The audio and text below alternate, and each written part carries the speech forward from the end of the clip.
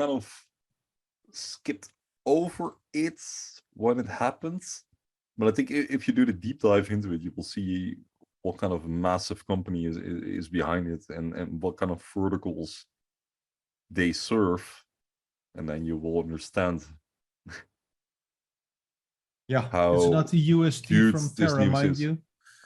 No, it's a no, different UST. Okay, so really quickly, we've partnered with UST, a leading digital transformation solutions company, to provide a technical integration and tokenization services to central and commercial banks and capital markets participants.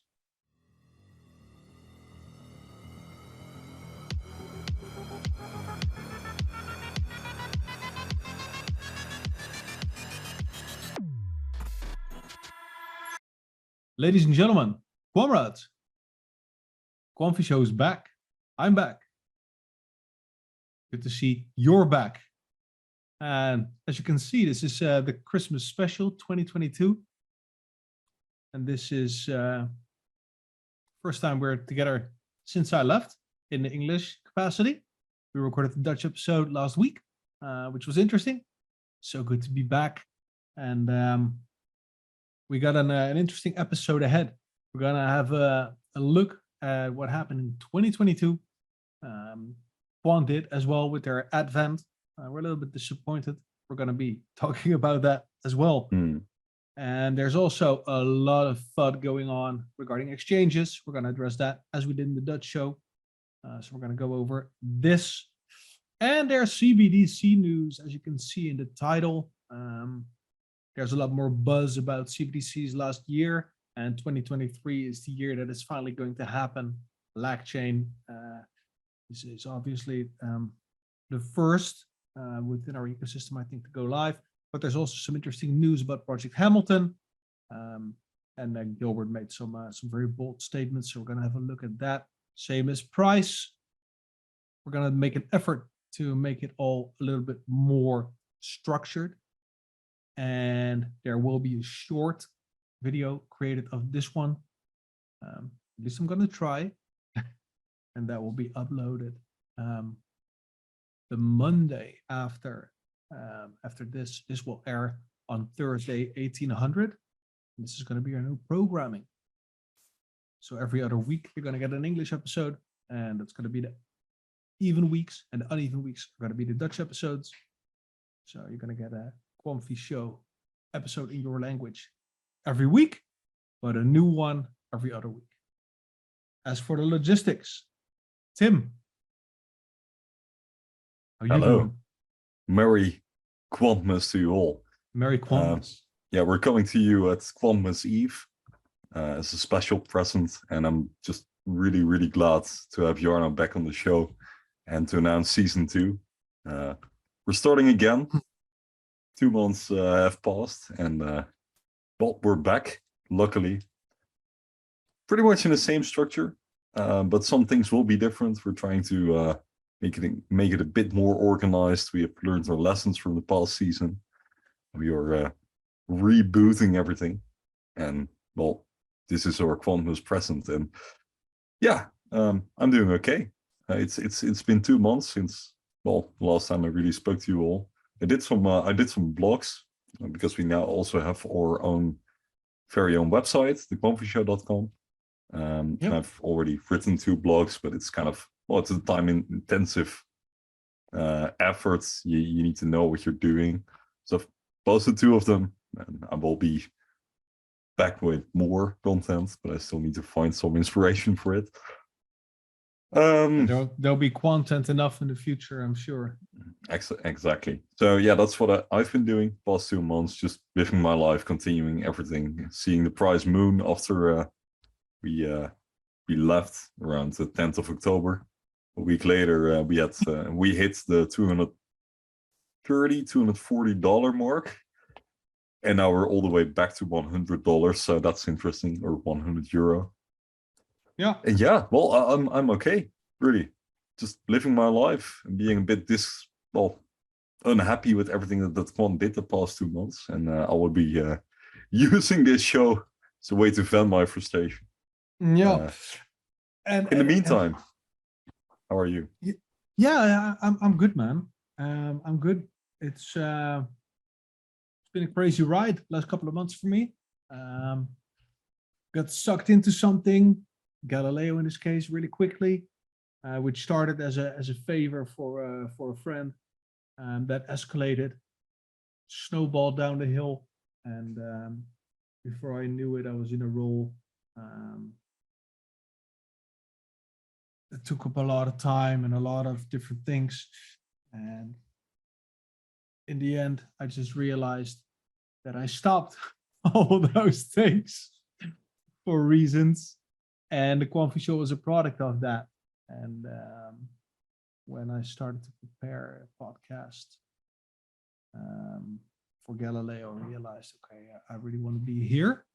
So I'm back, and no regrets. Updated the setup a bit. Some very nice litter beam lights. Got a beautiful mic, green screen behind me, which is nice because Leon is wrapping gifts behind me. And yeah, all upgrades also to the formula. We defined what we want to cover a little bit better, and we called it the Quamfy lifestyle. This was always the plan, but we kind of got stuck in covering only the latest quant novelties, and in the future we'll be expanding our horizon a bit. So we'll still be going deep, but we're also going a little bit more wide, as we initially planned. So looking at diversification things, looking more to the broader ecosystem, and expand our discussion on that. It will still be all quant related. Yeah, so you're gonna have quant in the center, and you're gonna have like 2 rings outwards that we will cover, and we'll see what that will look like. Same as with the structure. Yeah, we're gonna have an introduction, then we're gonna have a main topic. We're gonna try and tackle that topic in 10 minutes, and then we're gonna have 20 minutes of discussion afterwards. And the first 10 minutes could then be short, and we'll have 2 of these in one episode. In the middle, we'll be talking price and other more arbitrary, but not so arbitrary things.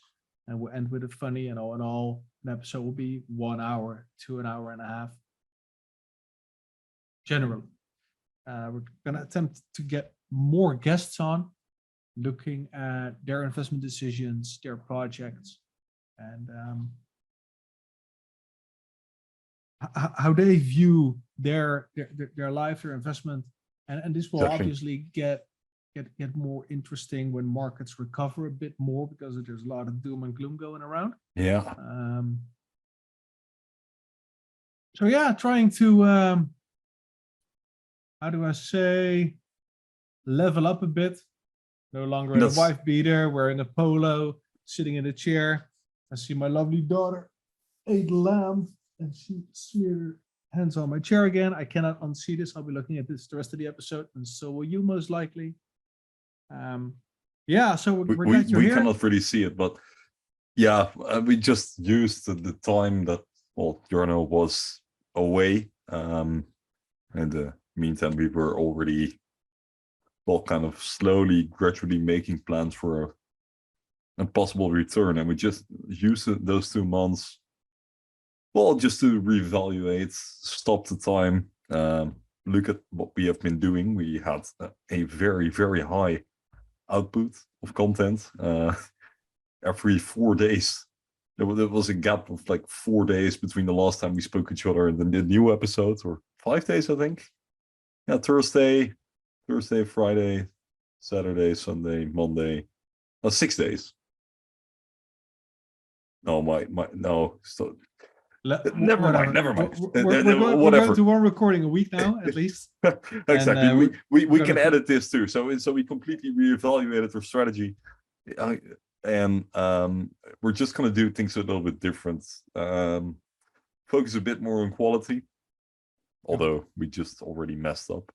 So we just buy ourselves a little bit more time, and that's also what happens during a bear market, because frankly, there isn't much news, and I don't think that we should be having a very high output of content if there is nothing to cover, because at this point we have covered all the essentials of Quant, and we can still go deeper and deeper.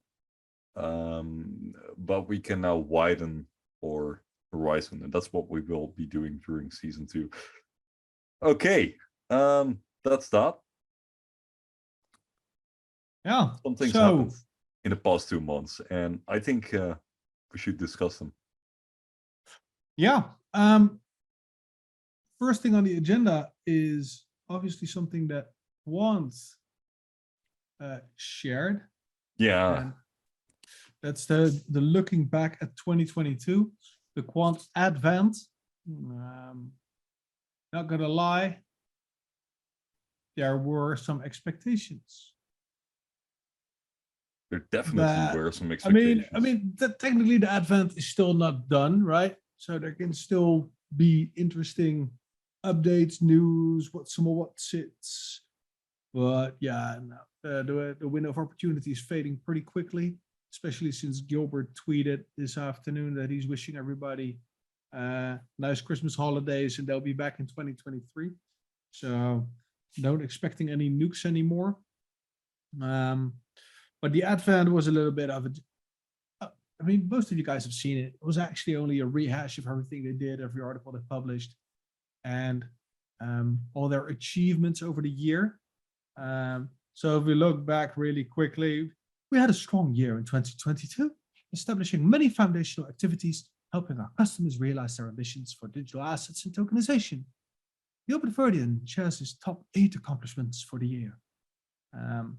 So they're talking about growth. So they expanded their team by 74%. Does that mean that their team grew 1.5 times, or did 74%? I don't know. It's numbers. Tim, help me. We've expanded our team by 74%. So if it grows like 100%, it doubles. So it didn't double, but yeah. So okay. If you take the current team, yeah. So if they had 50, that by they grew this year. More people, more engineers, more people in marketing. Well, that's definitely something we noticed. Yeah.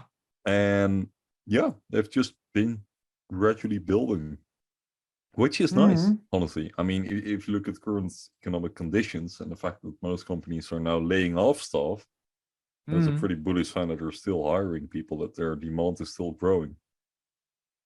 Yeah, that's not too bad. For sure. Yeah, and of course, Overledger improvements. This is a little bit, I mean, they got 22 new releases, but be honest, were they all super high-end, super valuable? Not so sure, especially the last 4. I think since September we haven't really got any meaningful updates. Exactly.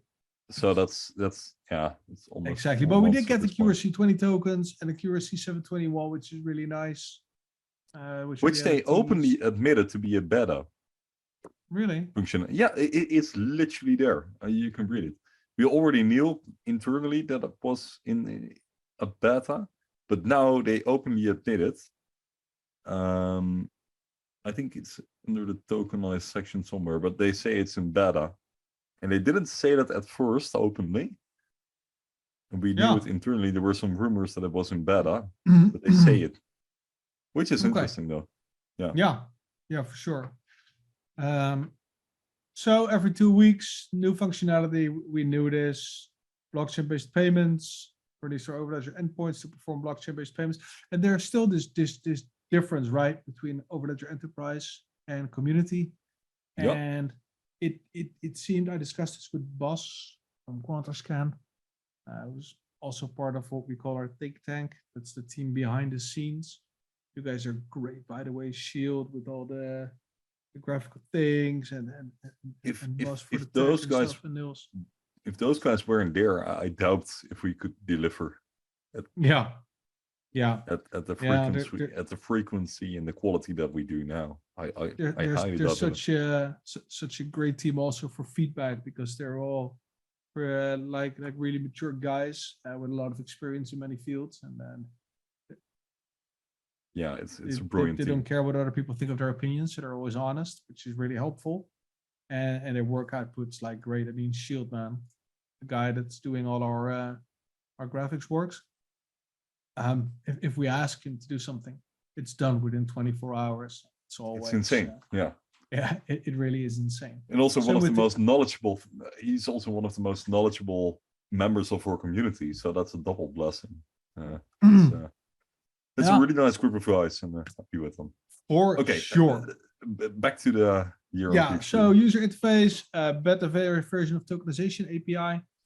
Interesting. Is this then also community facing, or is this also enterprise? I don't know. It's a little bit hard to assess whether things are public or private, because not many people are using the public, but the people who use it say it's broken as shit. Yeah. Oh, demonetized. And so Pum. and yeah, obviously the new networks, which is cool. Engineering teams and processes updates, which is also cool. The King's College London course. It's a little bit quiet in that regard for a while now, but how many people rolled in? 1,200? Well, it's there. Over 2,300 people have taken our course, ranking highly. Yeah. So that 10. actually doubled since the last update I got. That's like 2 months ago.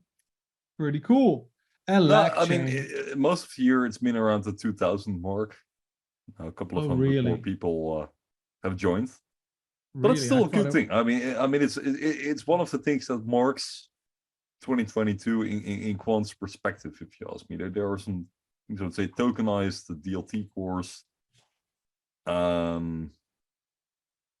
Those were like the two intrinsic overledger things that we got. Okay, sure, we did get some extra overledger functionality, and then all of the rest is more, well, promotion, marketing, and the UST partner that will come further in this message. Yeah, so yeah, LacChain, and it's going to be second part of this episode. It's going to be about LacChain in a degree as well, because Latin American dollar coming, and next year. Yeah, and LacChain in itself, they're on mainnet right now, and they're making moves, right? They are. We'll post this episode. Can you make a note, Tim?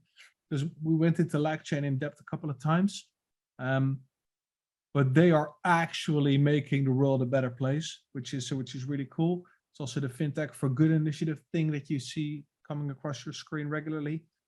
This is a big part of this. And yeah, they revitalized their brand, marketing, communications, yada yada yada. CBDCs, obviously, Digital Asset Summit. So they've been around, even though they apparently didn't have a boot, and that's a really big problem. And then yeah, the partnership, right? So UST is getting the spotlight now, but Oracle, my God, Oracle, if half of what we think is going on is actually true, and we said this about SIA and Nexi as well, and that got even bigger after we said it. This is just crazy. 30,000 employees in 25 countries. They're actively talking about tokenizing, well, pretty much everything in the financial world, which is really cool. Very well connected. So yeah, another behemoth on board, and I'll put this in the description as well, so you can read the entire article in case you missed it.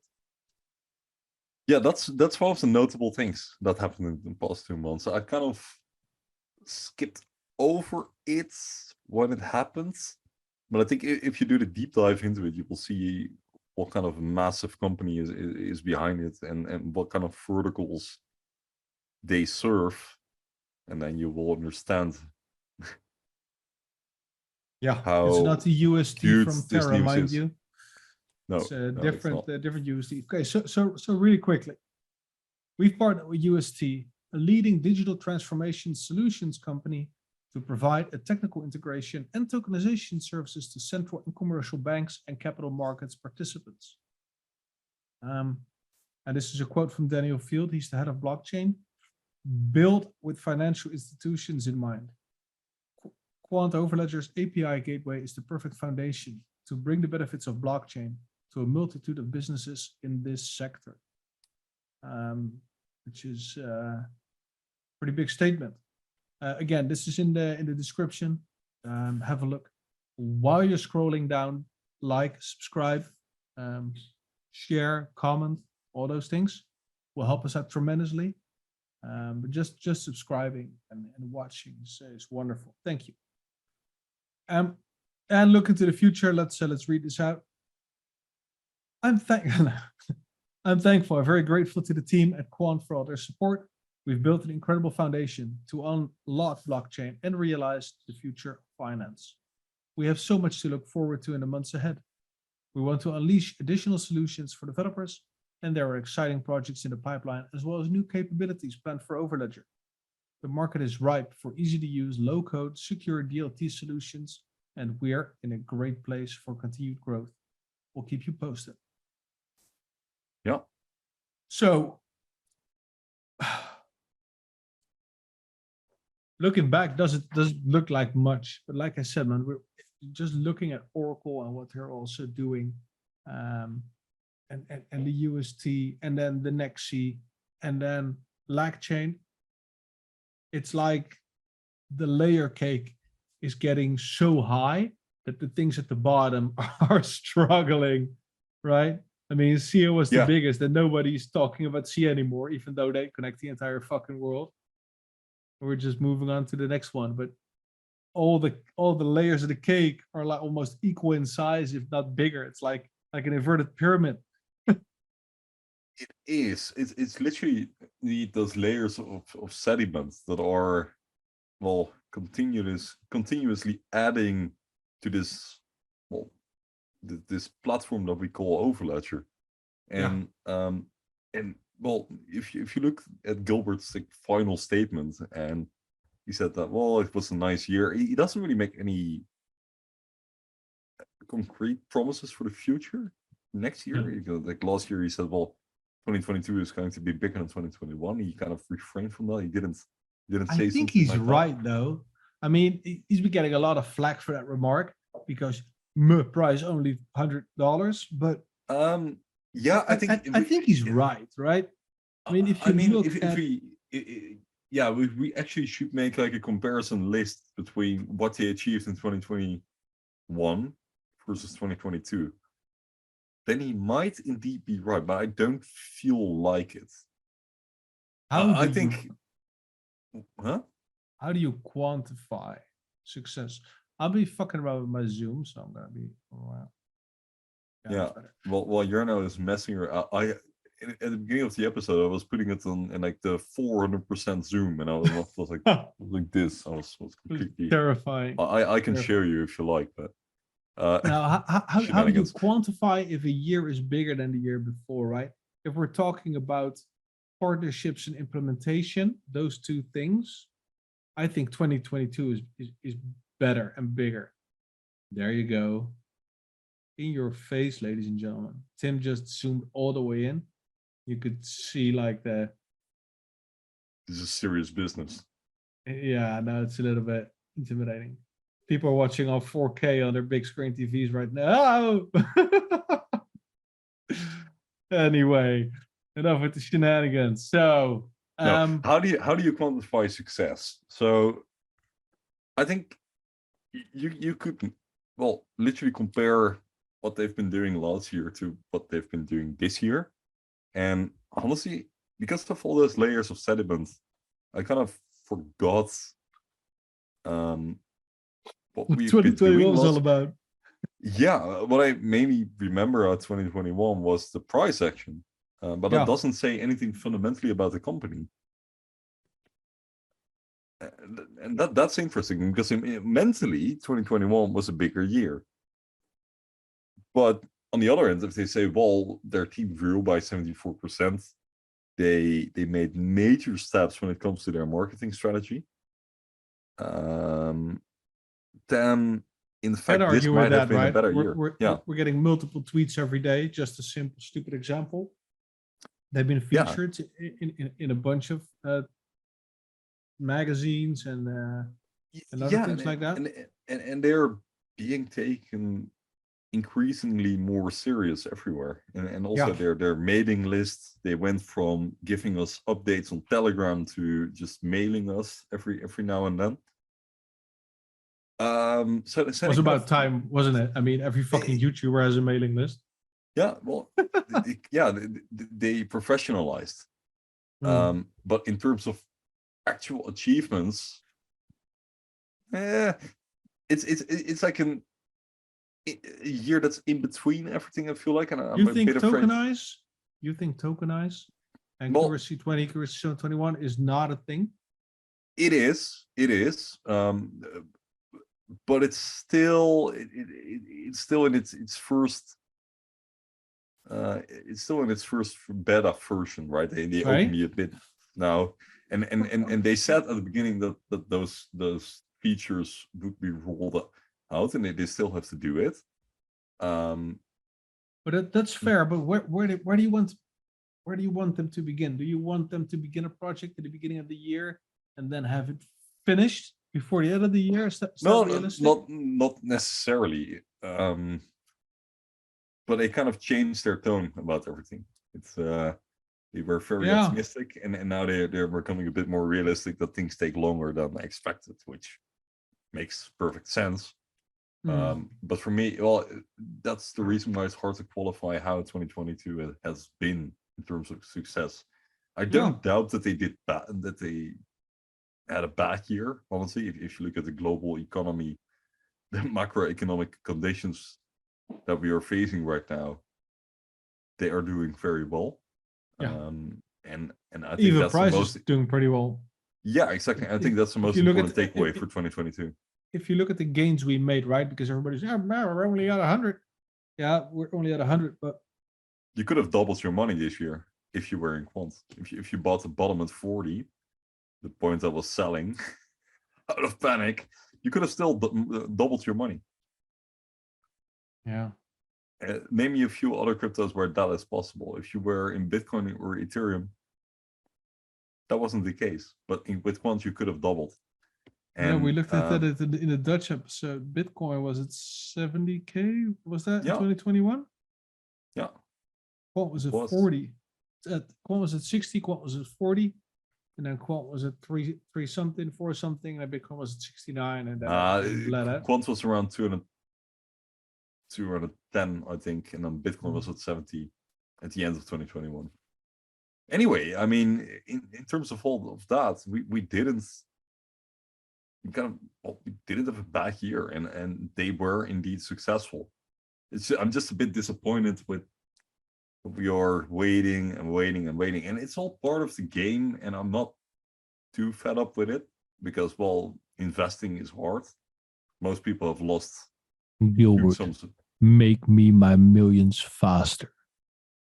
Yeah, true. No, man, I'm impatient as well, dude. I nearly bought my dream house in 2021. Glad I didn't. Yeah. That would have been a shit show. Yeah. No, but that's kind of what I'm talking about. Like, we are very spoiled, and the team has been making some promises which they didn't deliver, and that adds up. But on the other hand, if you see which ones did the team promise and didn't deliver? Well, they promised us gateways publicly. Mind your what your gateways have been promised multiple times. Yeah, postponed. Yeah, and we spoke about this, right? Because this has to do with their Scrum strategy. Yeah. I mean, it can have to do with all kinds of things. Yeah, but it doesn't. That doesn't change the fact that they've said things, they've promised and things. They learned, and now we're getting nothing anymore because of this. Yeah, because they're using that agile methodology, meaning that if new things come up that have a higher impact, then those things become a priority. Other things go into the fridge. They're not being terminated. They're just going in the fridge, or people keep working on them on the back burner. And then they focus on another main thing, which is more important. That was in 2021. Oracle. Well, I'm really fucking glad they did, because if you look at what Oracle has been up to with the OCI, Oracle did not exist in cloud infrastructure prior to 2021. And now they are getting a huge, big ass contract from the US government, which is really interesting. That Microsoft and all the other guys were like, what the hell are you guys doing here? Definitely. So, but because of the, no, you're right? They came back on their word. They said, okay, Gateway's going to be there, and gateways are not here because they're not a priority right now. They're different priorities, and yes, you are right. They quote unquote lied. They quote unquote made a promise, and they made a promise, and they didn't come. They didn't let that come true. But because of the fallout they got for this, they've become a lot more silent with their predictions and their promises, because everything they put on Twitter gets automatically farmed by all the bots that we have, shipped to Telegram, where it will exist forever. So there's no coming back on your word, right? So they're just not sharing stuff anymore because of this, because we are holding it against them if they do not deliver. And I think that's kind of a shame. And I understand both sides of the aisle, right? But yeah, we can't have it both ways. We can't get all the information that we want, and we want updates. But if then something doesn't come true, we're throwing that in their face over and over. I think that's not really fair either, to be honest. No, it's not. But it doesn't change the fact that they've promised stuff in the past and they didn't deliver on that. Yes, and that's why they're not promising anymore. True. But that makes me kind of disappointed. But it makes me commenting on the tokenomics and stuff, right? You know that some people reached out asking questions, and their autoresponder is now, we do not respond to tokenomics questions or utility questions anymore. Which is really interesting. But what does that mean, that tokenomics? Since the Carlo Calista stuff. Yeah. If you now send an email or you ask questions, then you're just being reverted to the website. And if you ask more detailed questions, then they're just saying, okay, we're not commenting on tokenomics or utility related questions. Because everything is clear and everything is as it is and as it has been since the beginning. Full stop. Yeah. Yeah. You look confused? I mean, yeah, okay. But if you start asking really detailed questions, then are they still going to? Yeah, no, we're not going to answer. No. Okay. Yeah. Yeah, which is cool, but they just don't want to get burned anymore. Because obviously things change and everybody has their beliefs, and the only people that give a shit about the token is all the degens like us. Mm-hmm. And degens asking questions that the answers they cannot understand because of a plethora of reasons. So they just pull things out of context and make everything worse. So they can't win. I mean, that's my interpretation, right? They cannot win no matter what they bring out information wise, how they answer questions. Oftentimes questions are so formulated so poorly that you cannot even give a proper answer. Oh, true. Without filling in blanks. Oh well. Yeah, I mean, that's yeah, go. Yeah, I mean, that's all company related stuff. Like, they've been doing well. It wasn't a very exciting year, but it was a terrible year for the global economy, so I cannot blame them there. Yeah, not only the economy. So if you yeah, sure. I mean, we are spoiled still, and it's all not too bad, but 2022 was kind of a bummer in general. Like, not for me personally. I've been doing well this year, but it's going to be a long haul anyway. It's going to be a long haul until 2025 and later, because I don't expect anything in the coming years. I'm sorry for it, but it's just going to be a very slow road.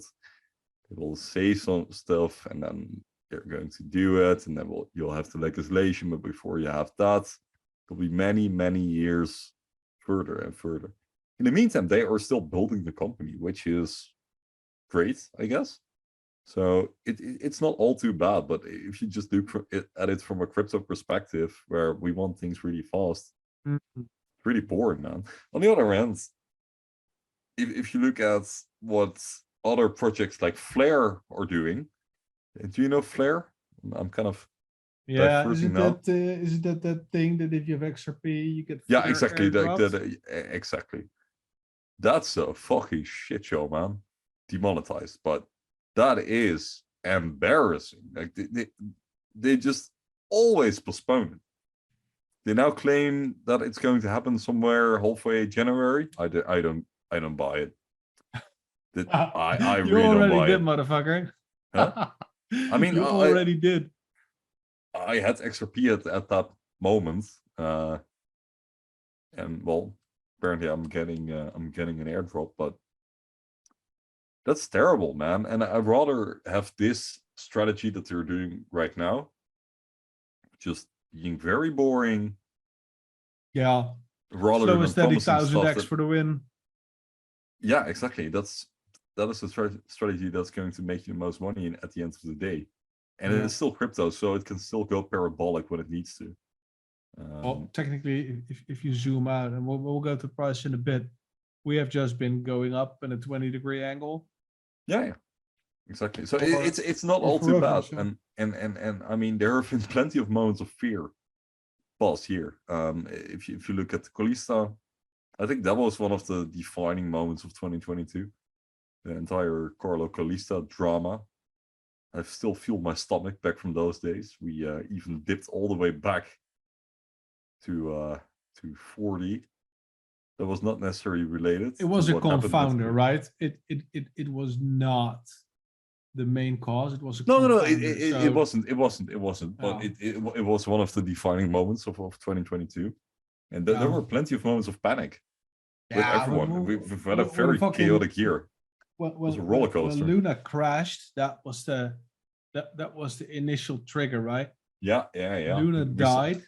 We have an episode on this. Please make a note. We'll put the Luna episode in there. So Luna died, and after that we got indeed let's call it Callisto Gate. Calista Gate, which was also interesting. Gilbert busting in Maine. Yeah. It was also interesting. I will never forget that moment. You had so much weird moments, but also the sudden pump with SIBOS to $240. Where the hell did that come from? We were on our way to all-time high again, and it went so quickly. Like in a matter of weeks, we were almost back at all-time high. I mean, it's such a weird roller coaster that we are in, and I don't know. We're getting seasoned investors, and the good thing is that we're doing it under these conditions. Yeah. And that we're still here, because things will get sunny eventually. Those clouds will go away, and then we are in for a ride all the way up. So it's not too bad. Hey, could be worse. Could be walking, or could be XRP holders. No, nothing. Let's move on. Yeah, shall we dive into that? No. Oh, sorry. What did you suggest to go? Shall we dive into the drama a bit more specifically? What drama talking about? As in the FTX? I thought it was something you just. Yeah. Or do you want to face the price now? Or? No. Let's go to the exchange fund, right? Yeah, sure. So what has been going on? As you guys know, FTX, Simon Bankman-Fried and his fellow looters. I'm going to cut this really short, but they were an exchange and they were registered in a tax haven, some like Bahamas, Seychelles, Canary Islands, China. Canary Islands is part of Spain. Oh, really? I thought Canary Islands were also. No, No. no. Which islands am I confusing it with? Because now we need to fucking figure this out. It's Bahamas, Seychelles, Cayman Islands. Cayman Islands, that's it. Wrong animal. Canary. Cayman. What do you have in your cage there, sir? In fact, did you know Caymans that in the my Canary cage. Islands are not necessarily named after canaries, but more after dogs? There's a canine dog. Yeah, I Apparently remember the that's the thing. Basti and Adriaan episode. It's interesting. Yeah. Anyway, yeah, so wrong animal islands. Yeah. They have a lot of benefits for registering an exchange there. And they benefited from this because the audits that they had were not as third party as everybody liked, because what turned out was that they were using their own token, their own exchange token, as the backing for their other businesses. So it's like a supermarket issuing food coupons or stamps and using those as collateral for their trades in a way. So that all came down and caused a shit show. And the markets came down and everybody was in a panic. And what then happened, and this is a Dutch article, but I am going to share this. This is from Bitcoin Magazine, and it reads, DNB, it's the Dutch National Bank, warns for crypto exchange Kucoin. And what is interesting is that this article is generally neutral on crypto. It just states that Kucoin is offering illegal services for exchanging cryptocurrency and issuing wallets while they shouldn't. They have a spot volume of 446 million a day, which is a lot. And they state that because they are on the Seychelles in this case, that they cannot be audited because they do not offer, they don't have to, not required to do this. And the same goes obviously for Binance and Bybit, and the Dutch government made a registry, and Coinbase is in there, Bitstamp is in there, Bitvavo is in there. There's a couple of other exchanges on there as well. I believe there are 30 in total, of which the Dutch bank says, okay, these are not necessarily safe, but at least these guys, how do you say, are registered, and they are in some way, shape, or form approved, but not audited, which is a nice nuance. And I read this, I was like, okay, so this is a crypto neutral article, but they're bashing Binance, Bybit, and Kucoin. I'm like, yeah, okay. And then we came on Twitter, and then I read this. This is Conor Rogan, and his Twitter thread reads, Mazar's audits of Binance, Kucoin, and Crypto.com are no longer online. All links return an error and have been down for 24 plus hours. A search for Binance on Mazar's website yields nothing reserve related. So what happened? Mazar's is a company that audits on request or not request. I'm not really sure. Links in the description if you want to check out their website. It's MAZARS, one word, no apostrophe, and you can find them what they're doing. But they had a report on those three companies, and then they had not, which is fascinating, because why would you have an audit there and then remove it? And that for me was like the drop. Okay, so there's more going on. Most likely they reach the eye. And I'm not a tinfoil hat kind of guy at all. But this to me was kind of scary. Oh, here, and he also writes, this is December 16th. News is confirmed. Still unclear if this means that Mazars is renouncing the previous work it did for the crypto exchanges. But Bloomberg also, I'll put this in the description for you guys.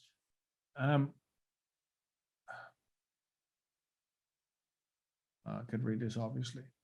Accountant that vetted Binance reserves holds crypto work. French auditor Mazar holds work for Binance, Crypto.com. Crypto firms claim unable to sign deals with big four firms. If you have a Bloomberg, then you can look into this. But there's a lot of shit stirring when it comes to exchanges and audits, and then especially how do they back their assets. And we spoke about this on the Quamfy show in the past. And looking at what if something goes wrong, right? Everybody knows the not your keys, not your coin story. And I think that holds true. But looking at the Dutch exchanges, right? And same with LCX and Coin Metro, they all have the users' funds in a foundation. Yep. And they're not part of the limited company. So if the limited company goes belly up, then the funds in the foundation are still safe. FTX, Binance, Kucoin do not have a structure like that. They just have everything in a big jar. And as soon as they're gambling with your money using like very high leverage, because if they fail, if they fuck up, they can just pillage the big jar, just put a hammer to it, and then use those funds to get out of debt, and that's then your money that's gone, right? And there's a lot of exchanges which with this is not possible. And that's how the discussion began for the Dutch episode. It's like, should you put everything on a ledger always, or can you use exchanges? Tim, what do you think about that? Well, personally, I'm pretty serious about my crypto. So I do have most of my capital in cold storage. But I do still have a significant amount of money, on exchanges. And that's just one Dutch exchange that I use. In the past, I did use Kucoin. I did use Crypto.com. I did have Binance for a bit, but always temporary. So I did have money there, but always temporary, and then I moved it somewhere else. So it was always kind of this entrance for me, this on and off ramp to buy Quant or any other crypto, and then get it out of there as fast as possible, because I didn't really trust those parties. Not necessarily that I thought that they would get into trouble, but I just didn't feel comfortable with my money sitting somewhere on the Bahamas, the Seychelles or Cayman Islands, whatever. I'd rather have it with a Dutch or at least a party registered in the European Union. Yeah. Yeah, well, I'm on the side of having most of my money in cold wallets, but I'm not necessarily against exchanges. So I'm kind of on both sides. For example, the crypto that my parents have, I also got them a bit into Quant.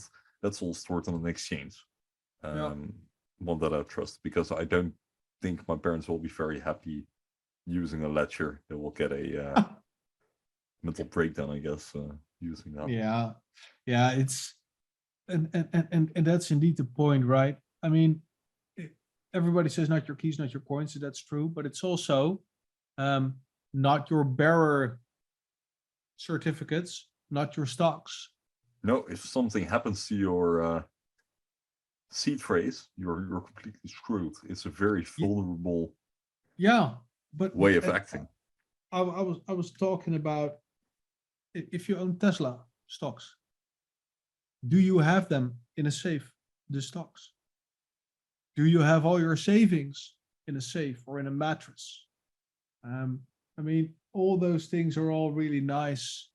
And there's probably people that do it, but a lot of people just shouldn't.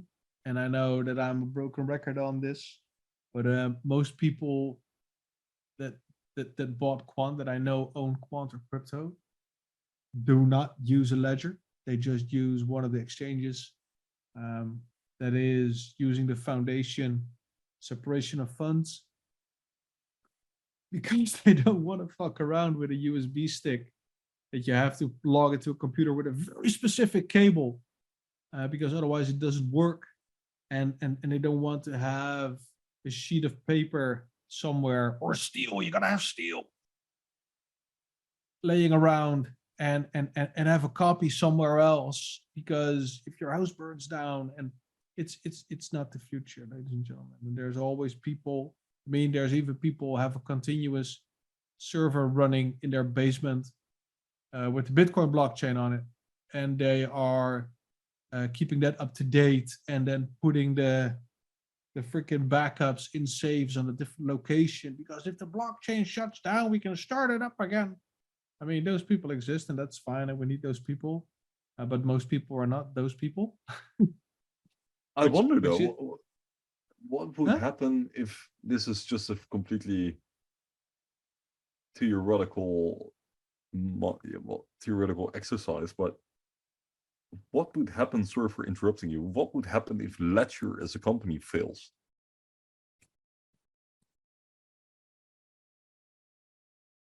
What would happen then? How do you recover your... Well, technically, your ledger is still standalone. So if you have the latest version of the software on your computer, and you have the latest version on your ledger, then you should be fine. But what if Ledger falls as a company, that we cannot use Ledger Live anymore? Or Doesn't matter. Then you still have your 24 words that are made from that uni list, so you can still activate your wallet somewhere else. Okay. As long as you have the recovery phrase, you're fine. Okay. Seed phrase, recovery key thingamadoo. I mean, that's good. As long as you have the 24 words, you're fine. If you lose the 24 words, you're fucked. And that's why most people, I mean, I know someone's like, yeah, I have a ledger, and you 24 words, yeah. I keep them side by side, hidden around, in a cupboard somewhere. Okay. And what if your house burns down? I think you're pretty screwed. Yeah, because you then burn your ledger and your words. So then you have to trust somebody to put your 24 words, or half here, half there. It's not the future. It's not ideal. So, and the same goes like I told you guys, I don't know. I went on vacation only with the missus. I have 2 kids.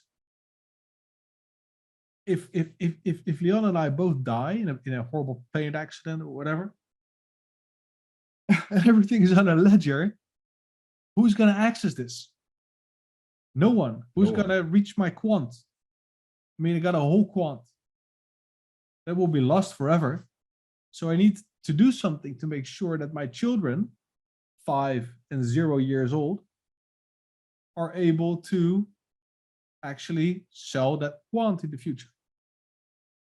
How am I going to ensure that that's going to work without breaking all the rules that come with self-custody?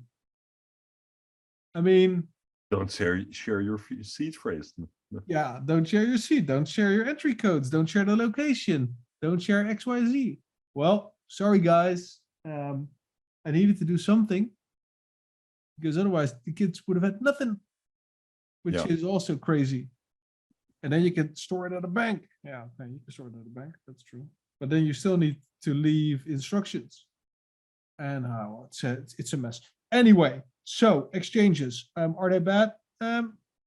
No, I also keep a part for liquidity on exchanges, because if craziness hits again and Ethereum fees go like through the roof again, maybe, or at least there's a panic, or I'm panicking, I do not want to be fiddling around with a ledger to take some profits. I just don't want to. And I also had problems with Ledger. Tim had problems with Ledger. I mean, Ledger it's a fine product, right? But it's still a hardware and things can go wrong. Mine got factory reset after an update, which happens, which is not a big deal, because you can just grab your seed phrase and then just type it in. But that's a fucking 20-minute process. And that's a long ass 20 minutes to then realize, oh shit, I need to put in my passphrase. Passphrase, how are you going to explain to your next of kin Yeah, you need to put in the passphrase. The passphrase is 24 digits, and it starts with. It's crazy.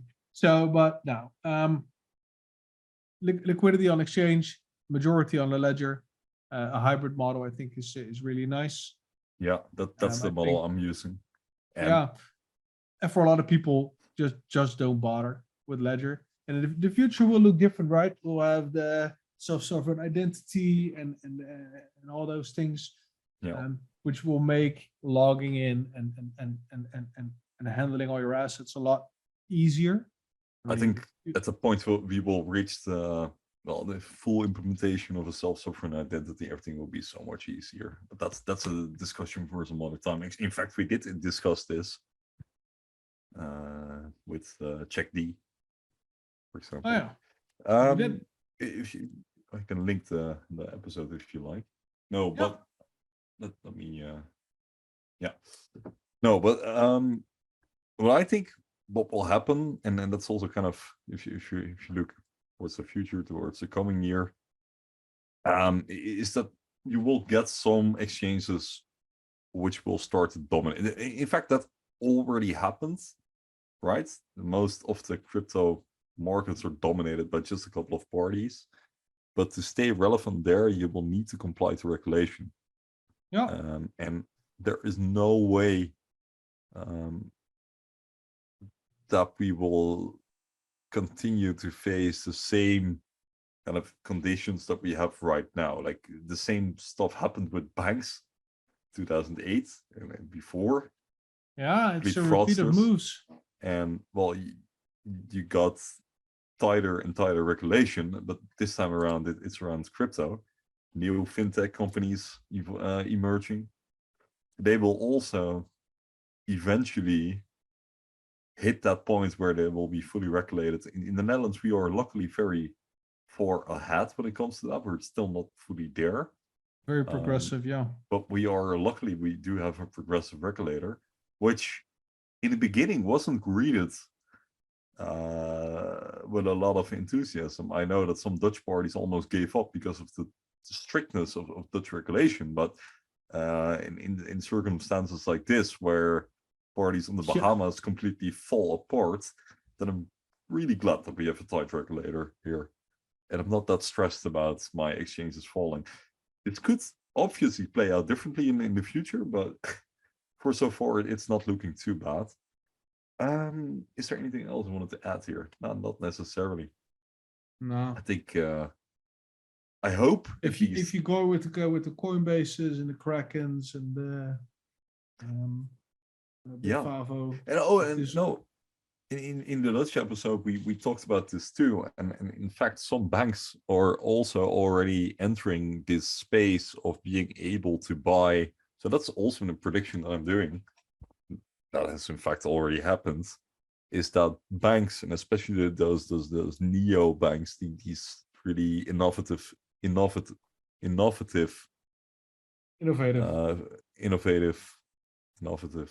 fintechs, they will start offering crypto alongside their usual offerings. So you can just have your account there, your savings account, your checking account, etc. You can invest from there in regular stocks, but you can also buy crypto. And I think Revolut is already doing that. At my bank, I can already buy for years. I can invest in regular stocks. But you will see that more and more banks will enter this space where you can also start buying crypto. I think that is completely the future. There are already a lot of services where you can just buy crypto, and the only thing you can do is to just wire your money there, and then you will get like a crypto wallet that is completely handled by that company, and you cannot transfer to other wallets. You can just stack it there, have your crypto, and then transfer it back to your savings accounts when you need to. I think that will be the future.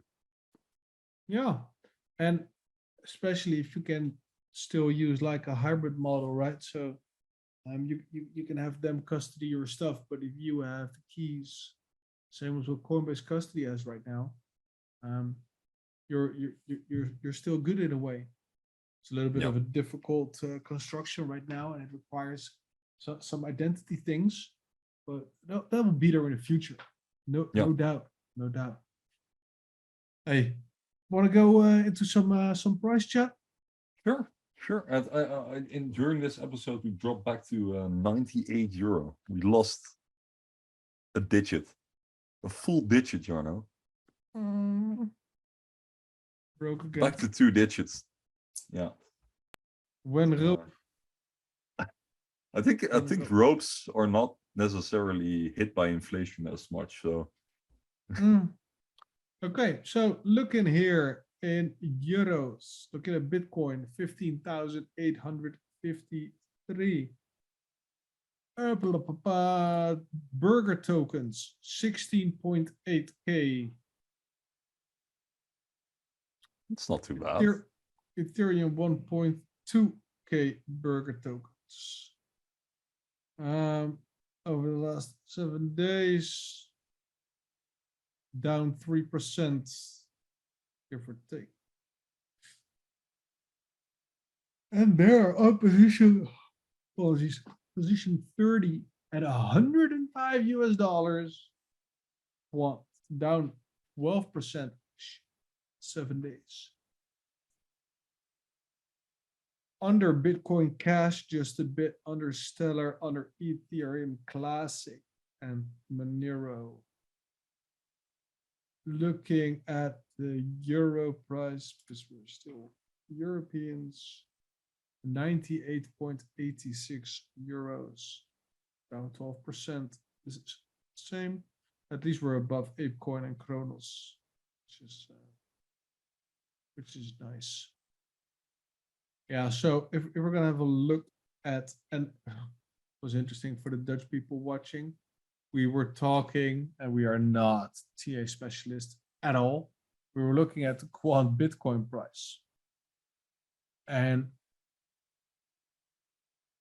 we kind of spoke about it in a weird way, because what you see here is the Quant price, but depicted in Bitcoin. So this is obviously not the Bitcoin price. And I listened back to while I was editing, and it did sound like we were comparing the Quant price with the Bitcoin price, which we're not doing. This is just Quant in sats. So if we look over 180 days, you can see the Quant price is the blue line, and the Quant price is also the orange line, but the orange line is in Bitcoin or in Satoshi or whatever you want to call it.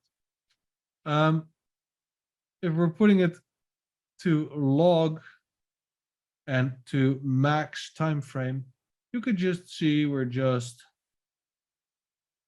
if you draw a line from bottom left to top right, we're just climbing 20%, like angle, gradient, whatever you want to call it.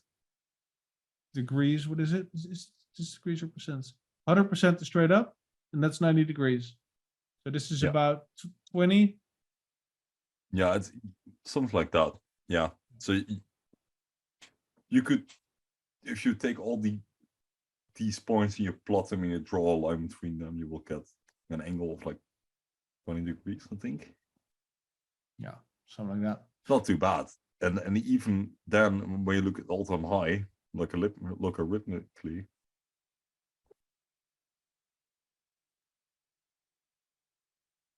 if we continue this trend, we're good. For sure. I mean, what was the starting thing I'm gonna do, right?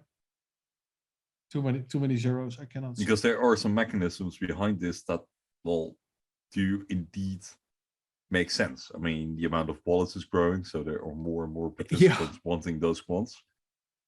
So we will get a lot more stable in the future, and even and also the I read somewhere, license. if we look at the trend of November, we're growing 5% a week. Yeah. Wallets wise. So if this persists, then by the end of 2023, we'll be at 1.4 million wallets. Because it's exponential, right? If we keep doing the 5%, like clockwork, we'll be at 1.4 million wallets by the end of 2023, if we keep up this pace, which is crazy because when I joined, there were like, what, 5,000 wallets? Yeah, when I joined, there were 12,000. Yeah. And we actually did some speculation and some math back in August. And they were like, for 100K at this rate, that will take at least till mid 2023. And we already reached it in November, which is also mental. Yep. What's even more mental is to realize that most, from what I've seen in the top 500, top 100, most of them are just exchange wallets, custody wallets.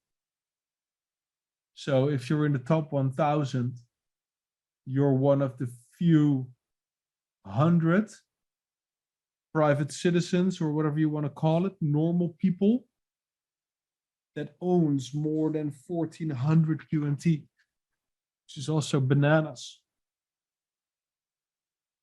Really is. Anyway, Price, where are we going? Yeah, it's a good question. To the moon. No, I don't know. To the moon. I think it will really depend where we're going, what the macro environment is doing at this point. And that is, under current conditions, the most important indicator. And it could very well change if something happens update-wise. But as long as that doesn't happen, we are completely following the path that other cryptos are taking as well. Be it What that do people, you mean with an update? as in if we get some kind of news or something that's exciting that makes people want to invest in QNT. If that doesn't happen, I think nothing gets people excited. UST didn't get them excited. Oracle didn't. but SIBOS did. And then we pumped. So there are reasons to assume that optimism might get back in some kind of future update. But as long as that doesn't happen, I think we will.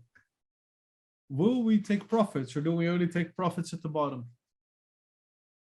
I personally took profits on that pump up. Yeah, I did. Yeah. Not a lot, but I did take some profit.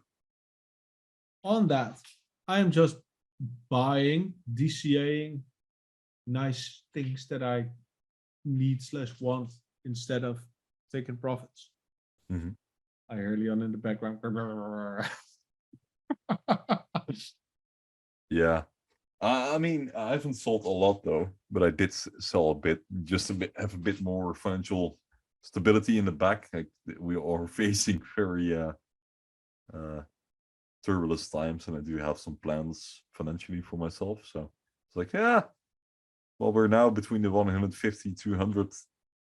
Might as well cash a little bit. Wouldn't be too bad of a financial decision in case we go down. But on the other hand, I still have a tremendous amount of QNT. I'm still taking an insane risk. If you look at it very rationally, people will call you insane if you see what you're doing. But maybe. Yeah, that's all part of the game. That's all part of the investment strategy. And it is. Yeah, that's also what will make season 2. What will define season 2, I think, because in the first season, I think, are we going there now to discuss season 2, or is there anything? I should look up our agenda. We literally have it in our Google Docs. Yeah, no, I wanted to go to the CBDC thing. Sure. Oh yeah, CBDCs. Yeah. Okay, then we're going to CBDCs. Yes. Tim is already getting his twitch. I'm already feeling it in my neck. I'm getting those red, itchy spots. Yeah.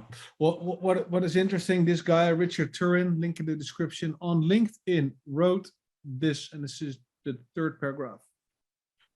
Not a day goes by when I read some hysterical hit piece about CBDCs. The themes are always the same. Governments They will are. turn your money They off. literally are. You will have an account with the central bank and your money will expire. Follow the money. Most of these posts come from people selling either gold, crypto, or survival bunkers.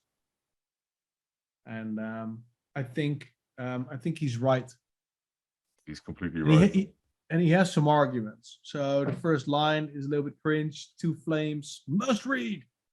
The ECB makes clear it will not know who, how much, or where people spend.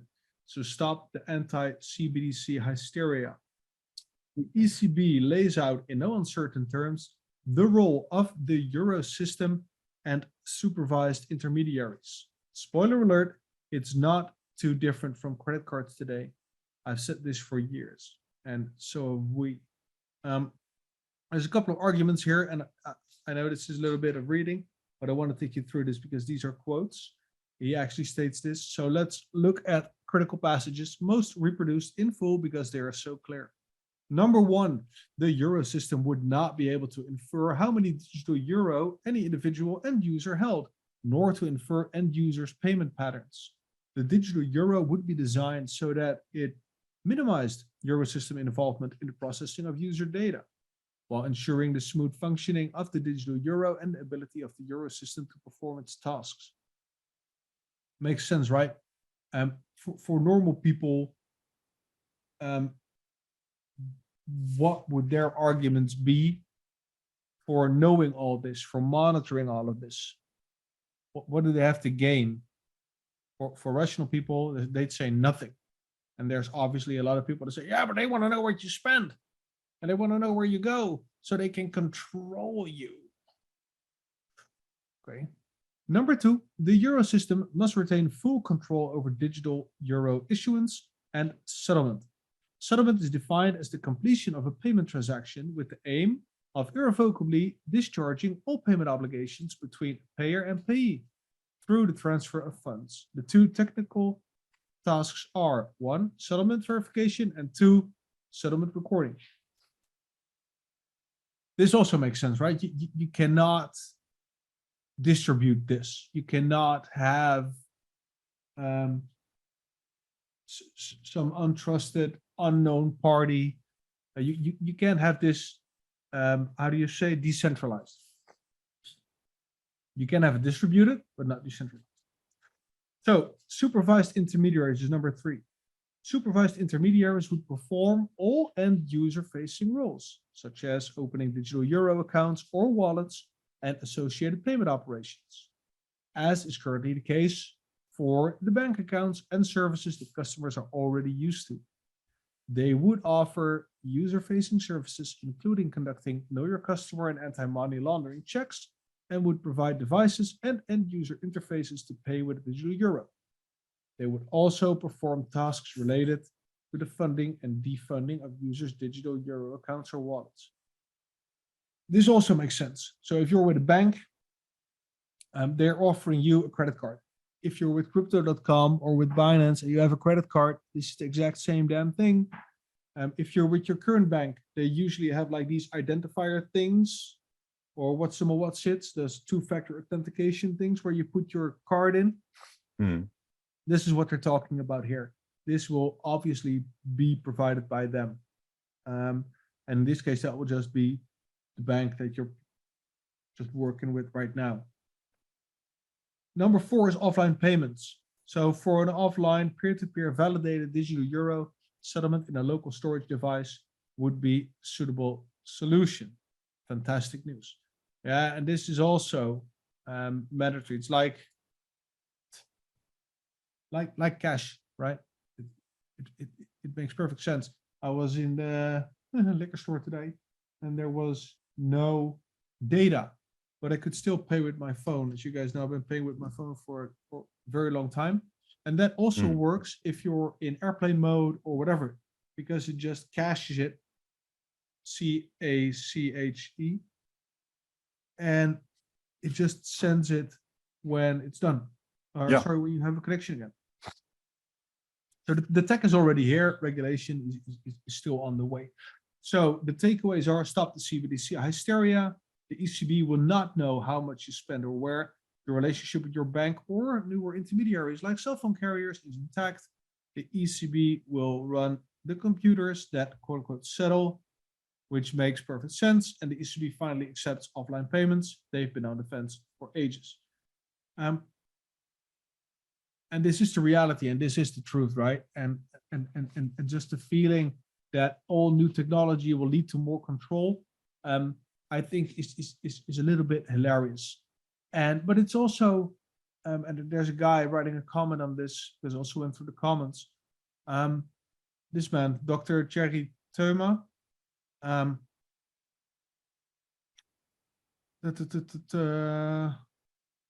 yeah, with some of the arguments of the anti-CBDC community, one can no longer help but think of the supporters of the horse-drawn carriage in the early days of the automobile. Every argument, no matter how half-baked, is greedily seized upon.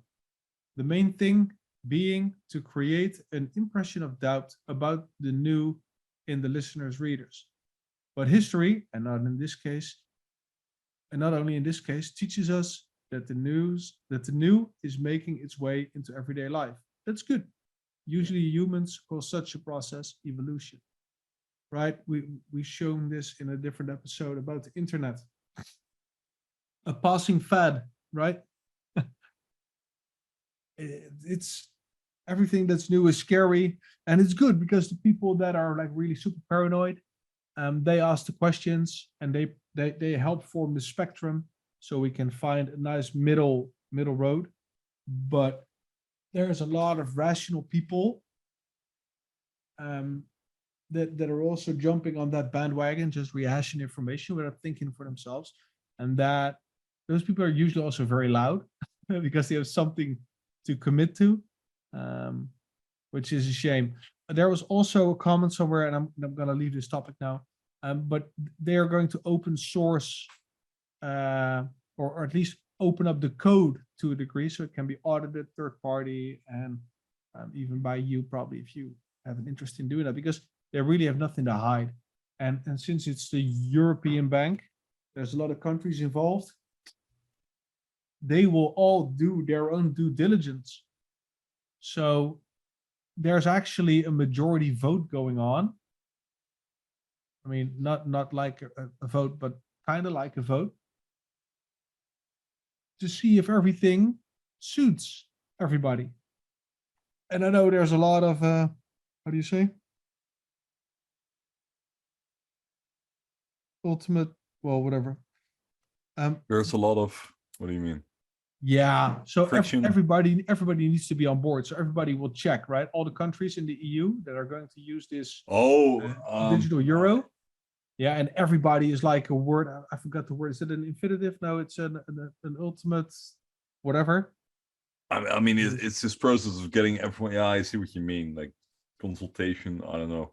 It's never everybody, but just to paint the picture. Yeah, I know what you mean, but I don't really have the English. Neither do I have the Dutch word for it. Yeah. But to get all the people on board, all the countries on board, the code will need to be vetted by every country. The Netherlands is not going to agree if they do not know what is in the code. And the same goes for a lot of other countries. So again, there, everything will revert to the mean once again. We'll see. What we see here is from the Digital Pound Foundation. This is also about CBDCs. And in this case, it is Project Hamilton, which is the Boston Fed and the MIT, the trial that they set up. They announced that the Project Hamilton is complete and the open CBDC Coinbase provides a resource to evaluate design choices and ensure that a potential future CBDC could serve the public's interest. And then we got a very nice image reading open CBDC to process 1.84 million transactions per second. As the Boston Fed and MIT collab is complete. And why is this interesting? Well, we all know Gilbert has been at the Boston Fed a couple of times. They're working with MIT on most likely this, but also the LacChain part and the ODAP, which is now SAT, the Secure Asset Transfer Protocol. these are cool things. Yeah, so in February 2022, the team announced the project's first results, released a white paper. Then they handled 1.7 million transactions. Now they're up to 1.84 million. And here's a little bit of it attracted some scrutiny from lawmakers, Project Hamilton, because they could get an unfair advantage. And there's ongoing research by the Federal Reserve into the digital dollar, and apparently they are competing in a way to this. But they conclude with, however, the US ultimately does not have a definitive plan for a CBDC, and there's room for growth and expansion. And even so, technically, every state in the US could have a separate CBDC if they wanted. It could all be pegged to the dollar, and it could still be interoperable. Because of some very interesting project that we know. But looking at this article and looking at that the US is like the farthest behind in the world, give or take, when it comes to regulation, planning, and all those things. I mean, officially, right? So what they're doing in the background, I do not know. I am not thinking they're sitting on their hands, watching idly how everybody is changing the world. For sure. I mean, this is a completely political matter, and I mean the technical capabilities are being rolled out, and that's what we're seeing. And luckily, now in the case of Project Hamilton, they did make major steps forward, and they are following schedule, because, well, those things started around 2017, 2018, first concepts. Now the first studies being started in 2020, end of 2022, study completed. So that is going at lightning speed, if you ask me. It's just going to be those boomer politicians who need to make the actual decisions. And politics is slow, man. It's a really slow process before you get something through. Well, that entire. Didn't Martin say something about this, that the tech is already here? That we could do this right now, but we just need the regulations and the standards to catch up. This is also right. It's like the open door that we're entering time and time again at the Quamfy show. Yeah. The regulations and the standards need to be there before people jump on board. That's also why LacChain will be so interesting. Give you absolutely a bit anecdotal, because I don't want to necessarily dive into LacChain. I was having cake this week at my work, because we finally managed to get a plan through, and it took 20 years before it passed. They took 20 years to get certain regulation passed. And so when I was in primary a little bit on school, what the regulation was about?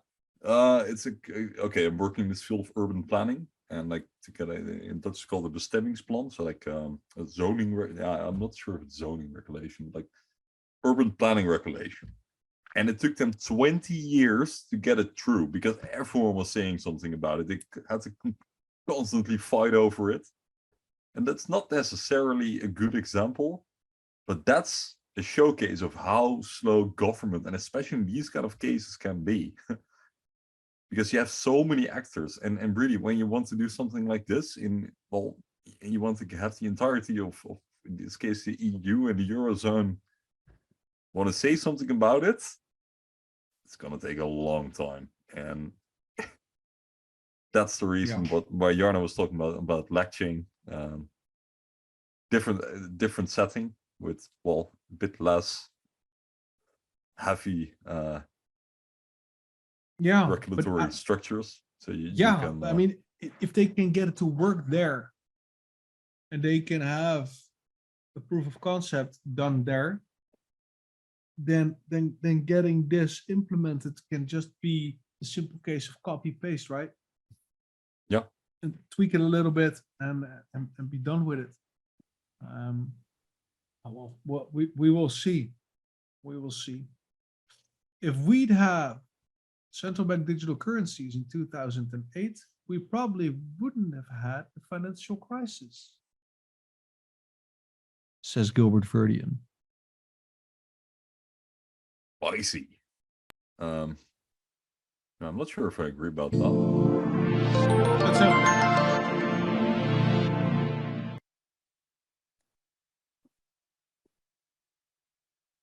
CBDCs are no longer a fictional concept. These are real. They are happening. It's really driven from the top down. It's not just the central banks, but the governments of countries are putting policy out there saying, we will have a CBDC, we will have a more digital economy, it increases GDP, creates jobs, and it makes us more competitive in the global landscape.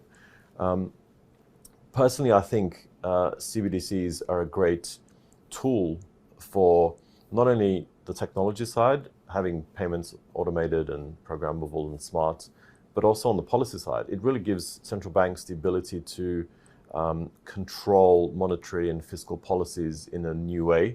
More granular? It's more granular. You have better visibility of risk, from a resilience and systemic risk perspective. If we had CBDCs, we probably wouldn't have had the financial crisis in 2008, because the contagion effect you would have predicted and prevented once you see something happening within a part of the financial system. And if there is a contagion, you can actually have remedies in place to prevent it, spreading to other parts of the system. So from a risk perspective, it's a great technology.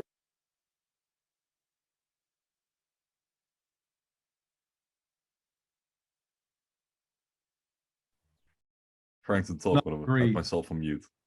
I said,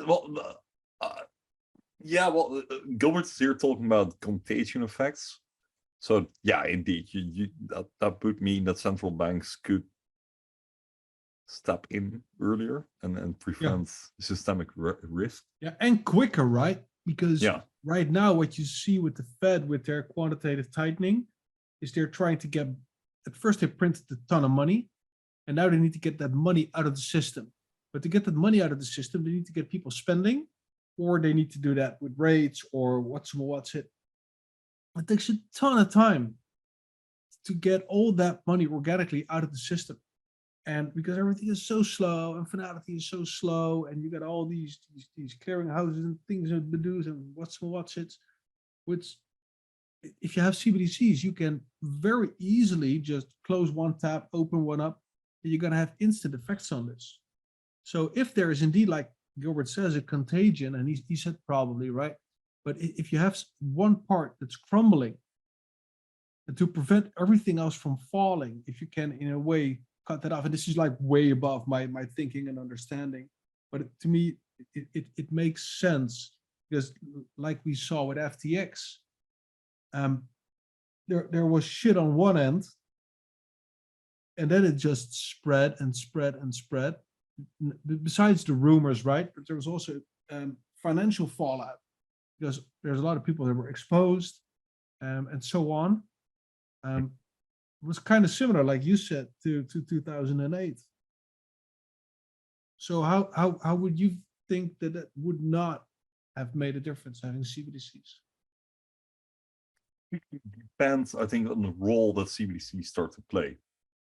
Because that would assume, if you follow Gilbert's logic, that everything would run on CBDC. So then you wouldn't have any kind of parallel system. Makes any sense? So you would definitely, if you have total control, you can have full management of what's going on. If you don't have that, then sure, you could still partially, I think, manage the risk. But it would be way harder, and I doubt in how far the legislation can go in order to have the total control of giving the central bank like full authority of what they're doing.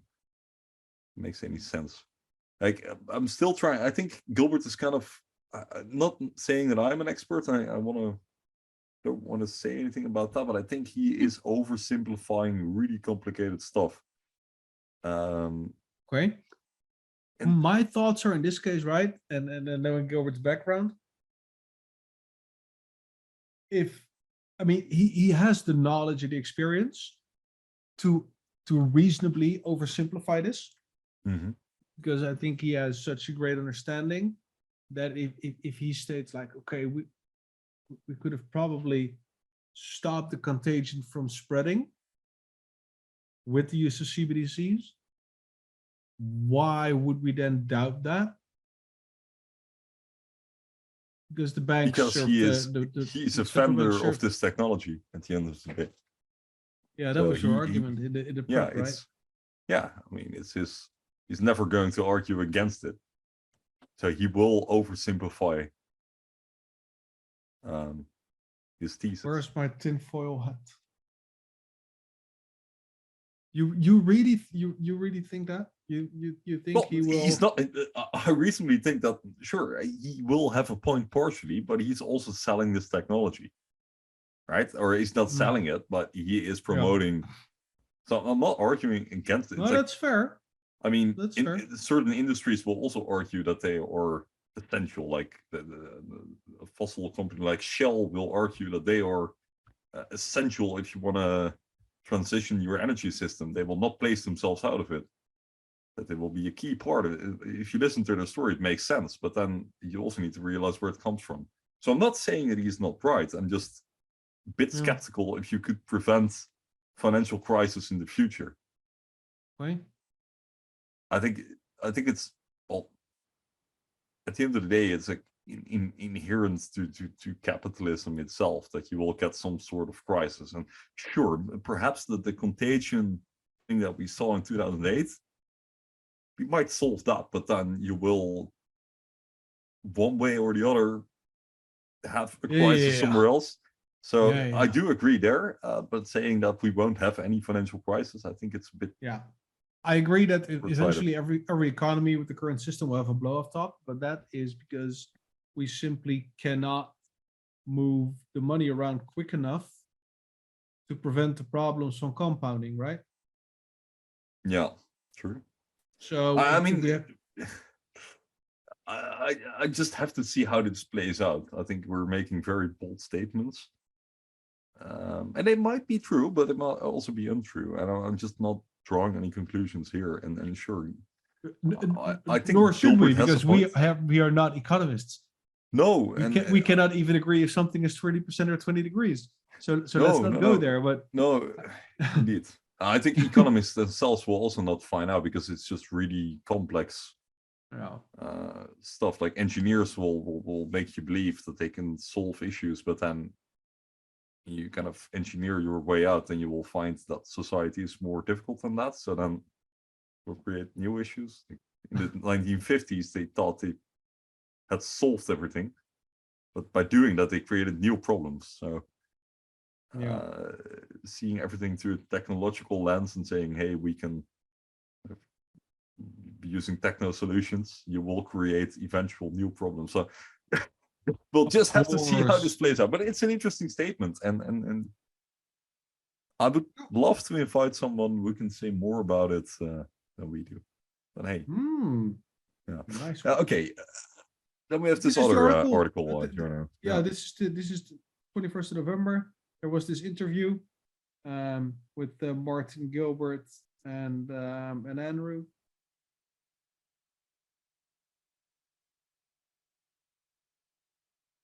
Sorry, was making an age guesstimation. How old he is? How ancient? Yes. Oh, Joke.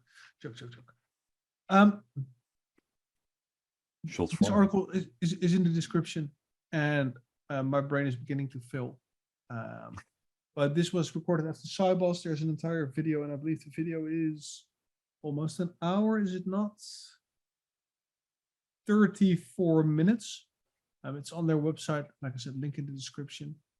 And have a look. It was a really interesting interview to listen to. You can speed it up a bit if you want, I believe. At least on some platforms. I would recommend that. For more easy listening in Telegram, you can do that. Yeah. That was our portion, CBDCs. We spoke about the exchange drama. We spoke about last year. We spoke about price. The Quamfy show, what it will look like, the programming, the scope was discussed. What did we forget? Tim. The long style Christmas episode we did last year, but then in Dutch, where we were drinking alcohol at some point and we continued for 4 hours, I believe. That's the only thing. I think it was one of our first thematic episodes. Yeah. Yeah. No, 4 yeah. hours, man. No, the more light shenanigans part. That's the only thing. Yeah. We didn't No. really do. We didn't ask any questions. No. Yeah, no, we because also we were taking everyone by surprise. Sure, I did announce season 2. And here we are. Yeah, I think in general we're just coming back to you with new stuff, with new discussions, and hopefully new content from Quant. Yeah. In the meantime, Try and we'll have a just look one what, big entertainment show. And I think what we forgot and what I brought in at the beginning when we did the pre-discussion, what we were going to talk about was like, how did the past months look like for other cryptos? Was there anything like worth mentioning? What do you mean? Us? As in, I was really ranting about the way that Quant kind of approached 2022. But at the same time, we also have other cryptos around us that are also building and developing. What have they done? I don't really know. It's really been a very weird year, 2022. Like as soon as the bull market is gone, the development stops, it seems, or the hype stops. Yeah, people don't care, right? People don't care. People don't share. No. And it's on or done or sleep or kill in the crypto world, right? And we also saw that with Galileo,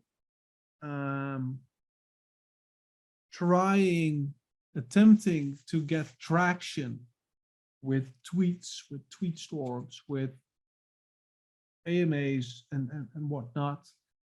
If you compare peak bull market with, well, we can call this peak bear market, I think. It's a huge difference. I mean, an average tweet now gets like what, 10 or 20 likes, which is already pretty good. Looking at projects that I got in the bull market, they easily grab like 1,000 to 5,000 real organic, well, not really organic, but at least real likes or shares. And those projects are also dead right now. It's like everybody is abandoning everything. Not the case for Galileo. They had their project Nebula, which seems to do pretty well.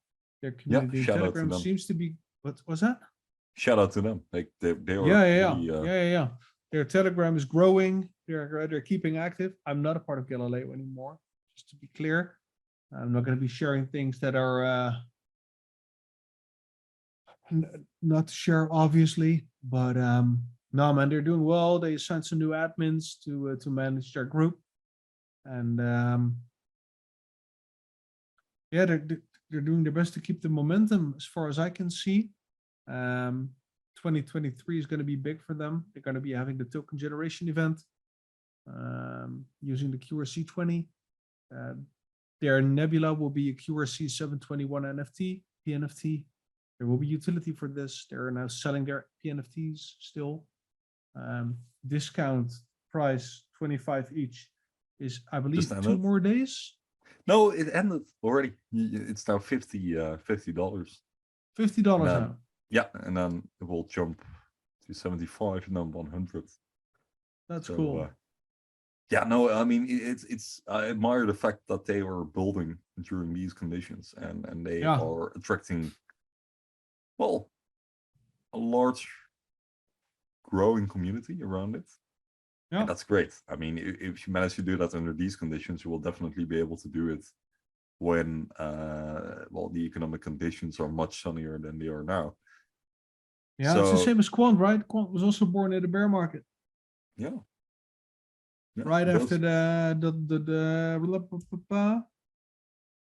ICO boom, right after. Then Quant came to the party, and it's hard work. It seems like they're lagging all the time. Quant, I mean, when it comes to the market, right? So like counter trading. Curious to see what Galileo will do. Nothing but the love Phoenix to them. rises from the ashes, right? Yeah, shout out to them. Keep it up, guys, and yeah, just keep doing what you're doing, step by step. Definitely. Other projects, I don't know. Yeah, well, I know from my work history, Backify is still there, the cashback company. They have now integrated with Coin Metro, meaning that you can now get your cashback in crypto, meaning you can get your cashback in QNT, Bitcoin, whatever. All you need to do is connect your Coin Metro and your Backify account, and then you can enjoy your cashback in crypto, which is really cool.